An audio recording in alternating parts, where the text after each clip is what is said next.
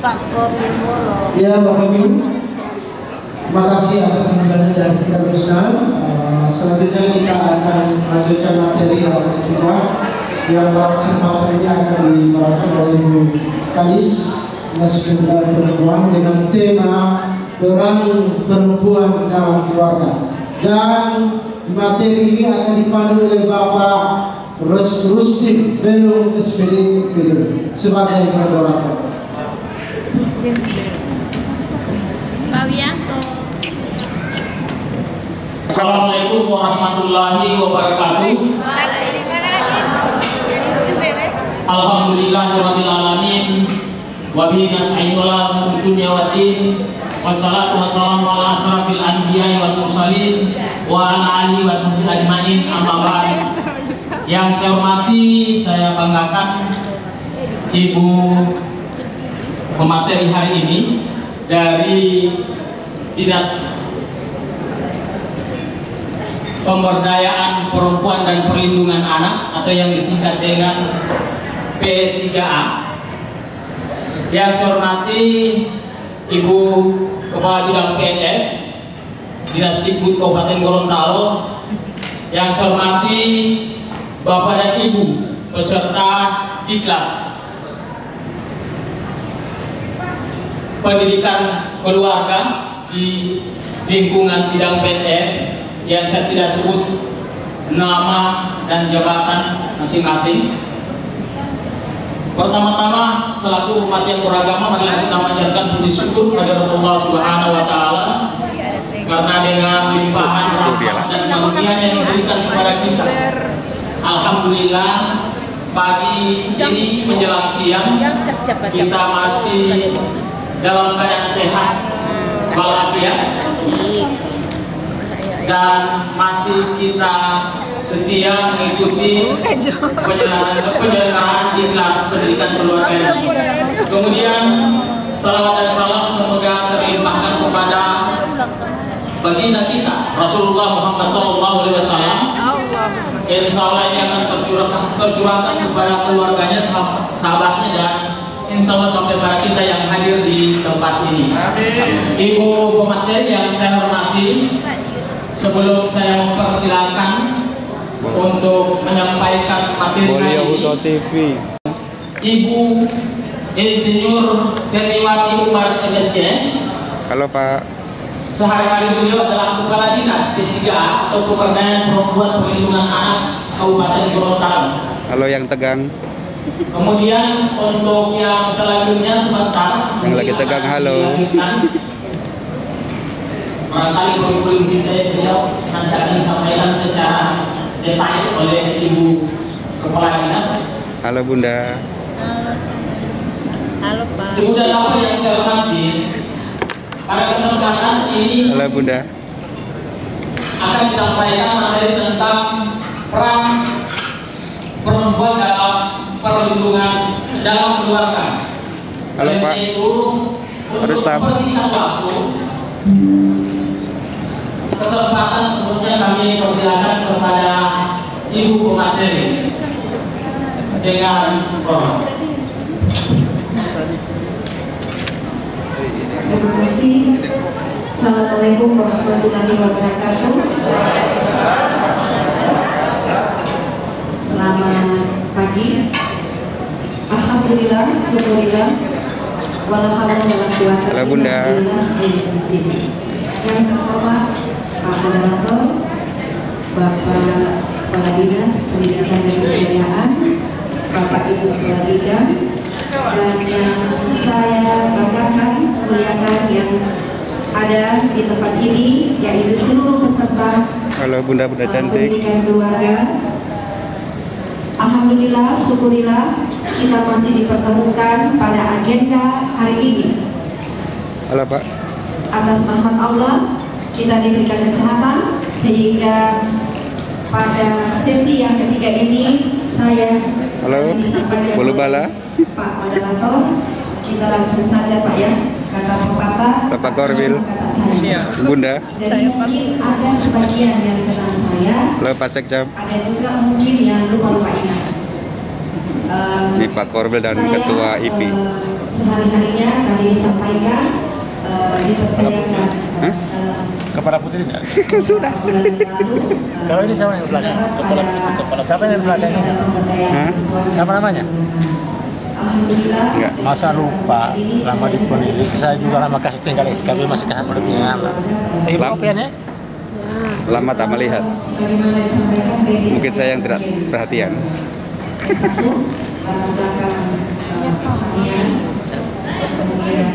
Halo Bunda. Halo. Ini Kepala SKB SPNF.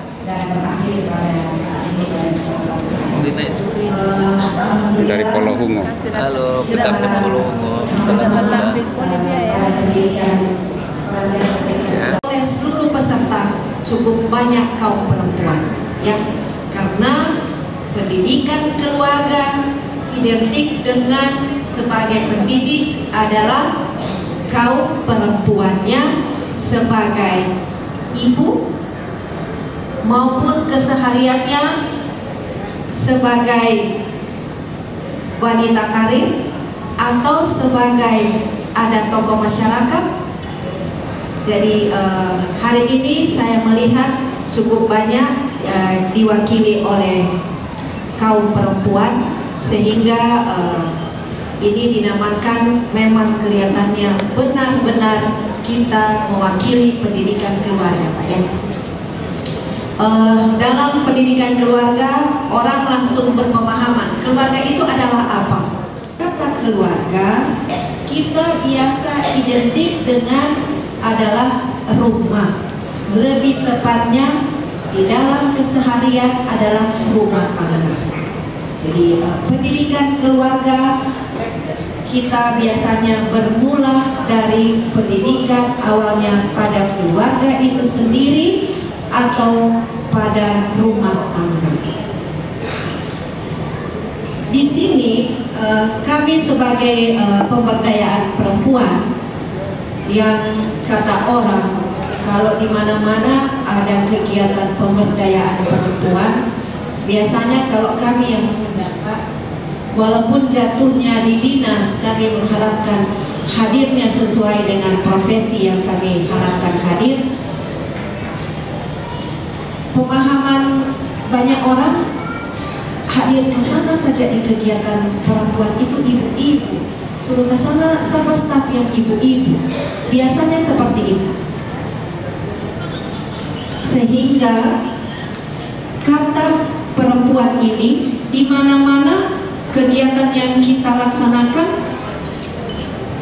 mampu dihadiri oleh seluruh perempuan yang kesehariannya mereka sudah melakukan apa yang namanya fungsi perempuan itu sendiri.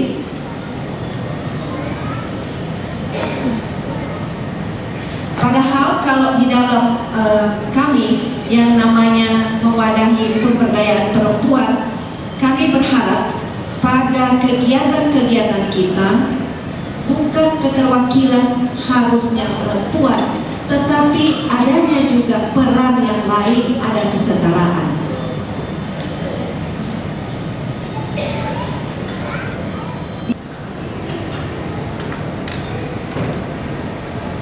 Ibu ini adalah, kalau bagi kaum perempuan, kami menghayati.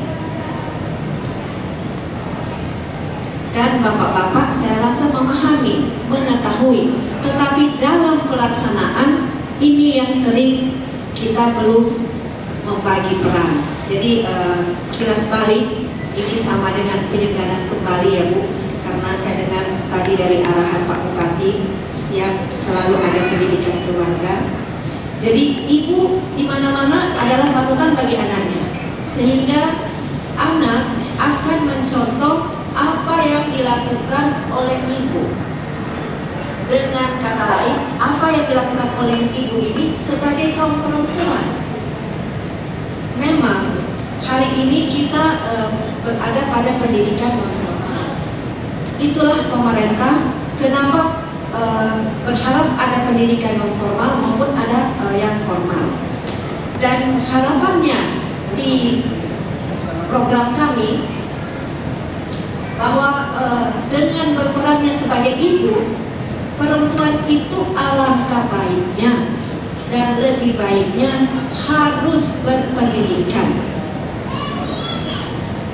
Hari ini sebagai masyarakat maupun sebagai tokoh masyarakat atau yang hadir sebagai yang diundang, jadi kita pada kegiatannya non formal. Karena kenapa?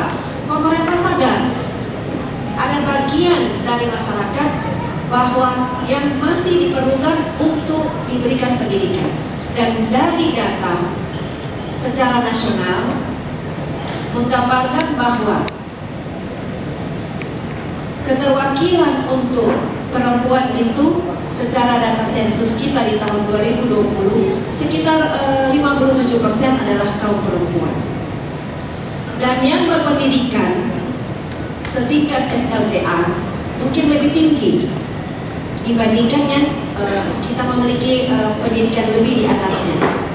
Sehingga pada beberapa kesempatan dalam sektor pendidikan dilaksanakanlah program-program seperti ini. Alangkah baiknya memang peran ibu yang dinamakan sebagai pendidik adalah guru. Assalamualaikum warahmatullahi wabarakatuh. Terima kasih atas kesempatan.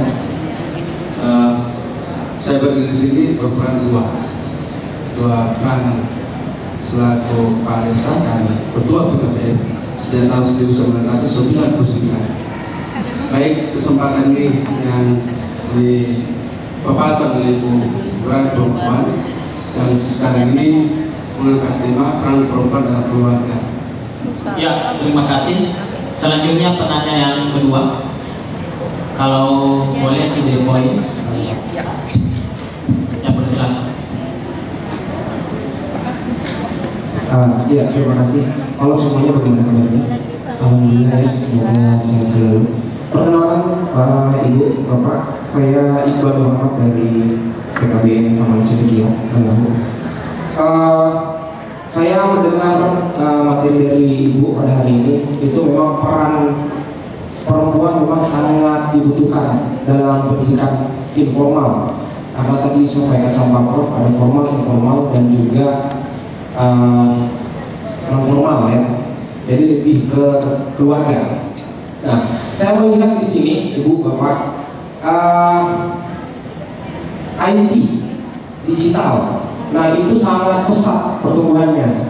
Nah, bagi pendidikan informal itu mungkin ada tips-tips bagi anak kita nanti apabila kita berikan pendidikan secara informal dalam hal IT tersebut. Karena di lapangan atau di lingkungan saya itu kebanyakan teman-teman yang sudah memiliki anak, itu kebanyakan anaknya bergantung pada cellphone, handphone ya, handphone itu.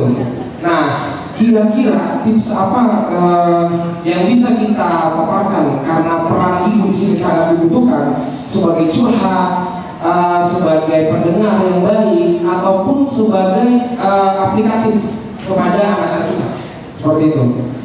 Itu yang pertama. Yang kedua, mungkin ya ada program yang dikhususkan oleh pemberdayaan perempuan terkait dengan IT ini, mungkin bisa diakses kepada pendidikan non formal itu, diaplikasikan ke informal, sehingga bukan nanti di masyarakat ketika ini peserta didik dan masyarakat didik ini pulang ke rumah itu bisa mengakses program itu di IT itu. Mungkin aplikasi yang bisa dibuatkan oleh pemberdayaan perempuan yang bisa diperkenalkan di anak-anak kita, sehingga anak-anak kita nanti itu bisa tertarik mengakses itu. Nah, mungkin berkaitan dengan kasus yang di desa Bapak tadi, itu mungkin pengaruh IT juga Pak, yang kelebihan batas mengenai akses itu. Nah, mungkin ya, saya tidak tahu, mungkin tergantung pendidikannya seperti itu.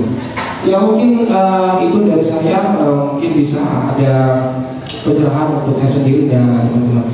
Dan terakhir dari saya mungkin salam hormat, salam cinta untuk Ibu, karena banyak ya Ibu di sini. Terima kasih. Assalamualaikum warahmatullahi wabarakatuh. Ya, terima kasih. Selanjutnya penanya yang ketiga di sesi sana. Saya persilakan Pak.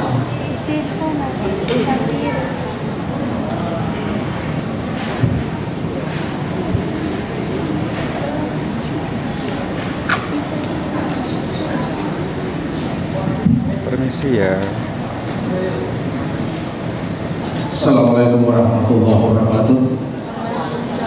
Pergerakan kami dari SKD Bakulah,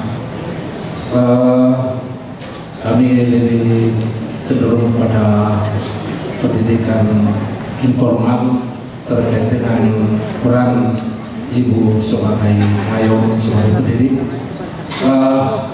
Kami nyatakan di sini bahwa beruntunglah bagi anak-anak yang memiliki ibu yang memiliki hal-hal yang telah disampaikan tadi. Namun di sekian banyaknya ibu sebagai pengayom dan pendidik dalam rumah tangga, tidak sedikit pula ada yang ibu-ibu yang tidak mampu untuk melaksanakan kegiatan itu. Contohnya, yang pertama, sekalipun ibu dalam rumah tangga punya pendidikan, kan tetapi tidak hanya sibuk dengan menata dirinya sendiri.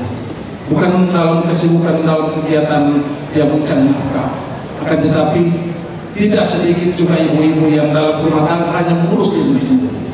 Itu yang pertama. Yang kedua, ada pula ibu-ibu yang pengetahuannya yang sangat di bawah sekali, sehingga mendidik, mengayom terhadap keluarga terutama pada anak-anaknya tidak mampu untuk itu. Sehingga kami sebagai pendidik luas sekolah ini kami punya hambatan, tantangan berat ketika kami masuk dalam persoalan pendidikan non formal, karena ketika dalam informal mereka tidak memperoleh, kami akan berusaha masuk untuk menyampaikan hal-hal yang berhubungan dengan pendidikan informal yang tidak sempat disampaikan oleh ibu tersebut tadi. Nah, kira-kira menurut ibu, sesuai dengan pengalaman ibu, hal apa lagi yang bisa kami lakukan? Karena kami sudah kehabisan akal untuk menghadapi. Karena selama ini kami turun ke lapangan, banyak sekali yang kami hadapi hal-hal seperti itu. Bahkan anak-anaknya kami ajak untuk datang ke pendidikan non formal, ibunya sendiri yang tidak menginginkan untuk itu. Beli rumah dia, rumah kerja dia, ada ini dia. Bahkan kami sudah tawarkan kalau begitu sambil bekerja sambil belajar. Ibunya mau jawab lagi, jangan ganggu pekerjaannya. Nah, kira-kira menurut ibu sebagai pemberdaya perempuan, kira-kira hal apa lagi yang bisa kami lakukan sehingga ibu bisa paham untuk dapat baik pendidikan informal dan non formal ini bisa diterima di tengah-tengah masyarakat. Makasih barangkali dari kami. Assalamualaikum warahmatullahi wabarakatuh. Ya, terima kasih. Ada 3 penanya. Ketika kita dengar tadi ada diuraikan dalam 6 pertanyaan. Yang pertama 2 pertanyaan, kemudian yang kedua juga 2. Saya kira pertanyaan sudah terekam oleh Ibu pemateri, saya persilakan. Terima kasih. Dari penanya-penanya ini terwakilinya peran ya Pak ya. Semua rata-rata diwakili oleh bapak-bapak. Alhamdulillah. Jadi pertama saya akan menjawab dari pertanyaan pertama dari PKBM Tolotio yang mewakili Ketua Merangkap Kepala Desa. Kemudian pertanyaan yang kedua dari PKBM Taman Cendekia Balahu. Jadi memang zaman sekarang ini zaman IT, sehingga ibu-ibu juga berperan dalam IT. Seingat saya, pendidikan seluruh TV menayangkan beberapa program kemarin karena adanya pembelajaran di rumah. Saya sempat memonitor, ada ditawarkan pendidikan juga lewat TV kan. Ada pendidikan yang memang katanya sih berbayar, yang untuk program-program untuk pengetahuan informalnya, pengetahuan formalnya. Tetapi peran ibu itu sendiri di dalam IT yang ada dalam anak-anak, dia berperan memilih. Kalau anak-anak itu masih di batas usia perlu pembelajaran, jadi memilih waktu nontonnya dan mendampingi saat anak itu nonton. Kalau hal ini terjadi, saya rasa di daerah kita yang merupakan daerah adat bersendikan Sara, syarat ya, syarat. Jadi budaya kita yaitu budaya adat Gorontalo cukup kuat dan kekeluargaan kita cukup kuat, sehingga memang hal-hal ini terjadi kepada ibu-ibu yang berpendidikan dalam kategori ibu-ibu muda ya Pak. Kita kalau dimintakan menjadi narasumber atau pada kegiatan-kegiatan yang langsung pada prakteknya, kami siap Pak memediasi maupun menjadi narasumber. Mungkin itu yang bisa saya sampaikan. Terima kasih. Terima kasih. Jadi 3 penanya sudah ditanggapi dan sudah dijawab oleh